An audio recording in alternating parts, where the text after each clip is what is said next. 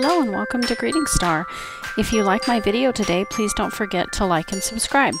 I have a Memorial Day card for you today. It's a watercolor card and a brush lettering card. So here's an example of the cards that I did. You can see here that there's three different versions. The one in the bottom is done with just one color of blue and one color of red. The one in the top right is done with three different colors of blue and three different colors of red to get more of a variation in color. And the one in the top left is also three different colors of blue and three different colors of red, but I used a lot less water, so the colors appear much more saturated, less transparent than you usually get with watercolor. So it just depends on the style that you're looking for or the look that you want to achieve. Now also I will say that you can achieve a gradient with just one color. You don't need three colors. It just depends again on what you're going for and what you want. If you do choose to use just one color in order to get a gradient, you would just add less or more and more water each time you go up on the color.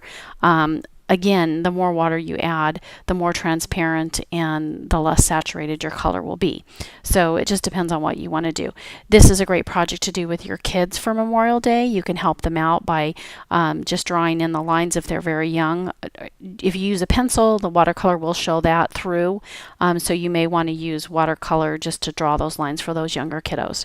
Okay, so to get started, I used some star stickers. These are some peel-off stickers. They're either from Elizabeth Craft or Paper Wishes Dazzle stickers. I don't know which one. Or maybe even from Amazon, but I'll put the link down in the description below. So I'm just using this grid here on this Tim Holtz media mat here, and it's a glass media mat, and I'm using it just to help me line up these stickers. And once you're done putting these stickers on, you really do want to make sure and rub them down the best you can, because the watercolor can seep underneath if they're not adhered very well to the card. That does happen with a couple of the stars here that I did, but I still think the card turned out very well. So just keep applying those, and again, you may want to use either an old gift card or a popsicle stick or something like that to kind of press down so that you definitely get those stars adhered properly to your card. Okay, so what I'm going to do next is mix my watercolors, and again, with this first card here that you're going to see, I only used 3 stars instead of the 4. So this is the first card I did, and I used one color of red and one color of blue, and I will again have those linked down in the bottom. So I'm again just using the grid on this glass media mat by Tim Holtz to fill in the blue portion of my flag. And I didn't go for a gradient here. I just colored it all in to try to make it look pretty much the same blue color. But as I said, if you wanted more of a gradient, you could just apply a portion of it for a third of the flag, the blue part, and then add some water and do another third and then add more water. Now you can see here that I kind of do achieve somewhat of a gradient by just drawing out the color. It gets less and less as you go. So again, it just depends on the look or the effect that you're trying to go for. So this is a really easy, quick, and fun card to do. Like I said, it'd be a lot of fun for kids to do as well. So it's just up to you, because it's pretty simple and easy. It's not, you don't have to have any great skill or anything. Now back to the second card. Now you can see here that I have the 3 different colors of blue and the 3 different colors of red. And I'm just pointing out that I'm using these grid lines again to help me get this on my card. You may have a self-healing mat with grid lines, or maybe you quilt and you have some of those tools that you can use, or just mark it off with a ruler. So you can see here that I'm rinsing my brush and picking up the new color each time and then adding it to my card. And I think that's kind of nice to have the 3 different colors. It gives it a little bit more interest, but it's up to you what you want to do. So now you definitely want to make sure that that edge is dry before you add your red, or otherwise you're going to get a little bit of purple when the red and blue mix together. So make sure that edge is dry before you add the red. so that way you don't get that mix. So I'm just actually not adding water. I'm just kind of dabbing off my brush between the two different colors. So you can see here those 3 different colors look really, really pretty, I think. I really like that effect. So again, it's up to you what you want to do, but I really enjoyed doing it like this. I love the look.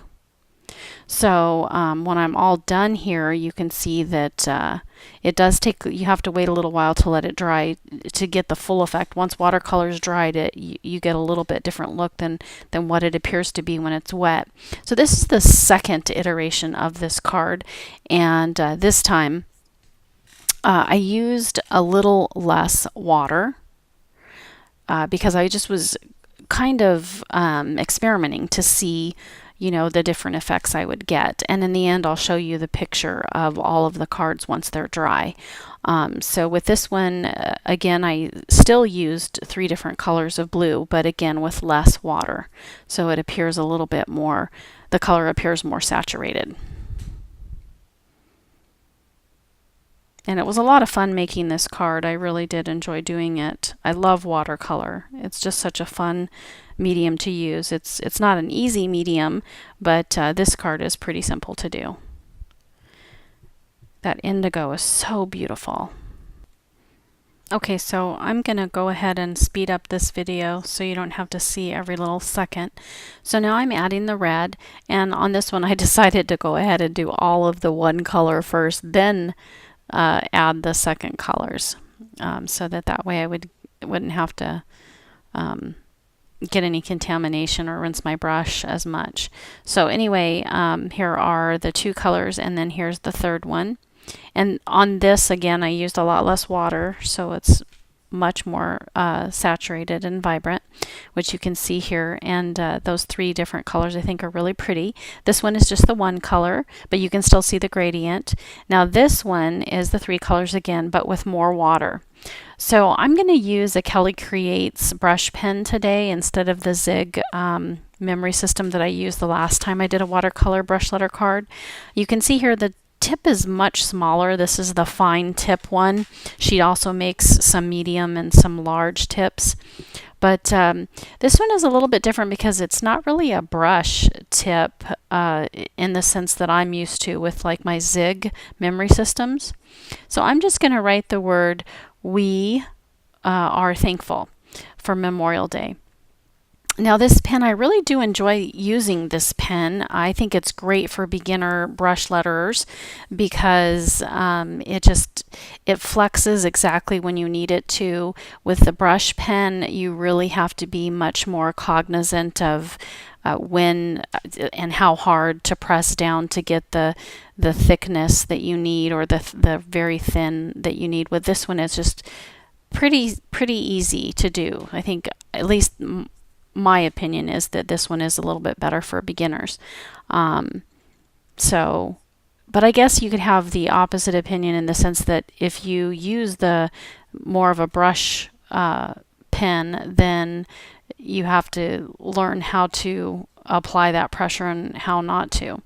But I really do think this is better for beginners.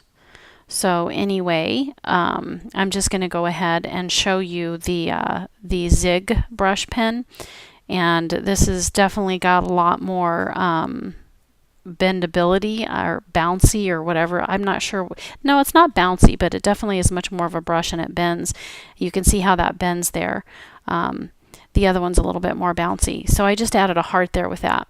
Now on this first card that I did, this is the 1 color of blue and 1 color of red. I'm going to use the purple marker. My black one's kind of frayed, so it doesn't work very well for lettering.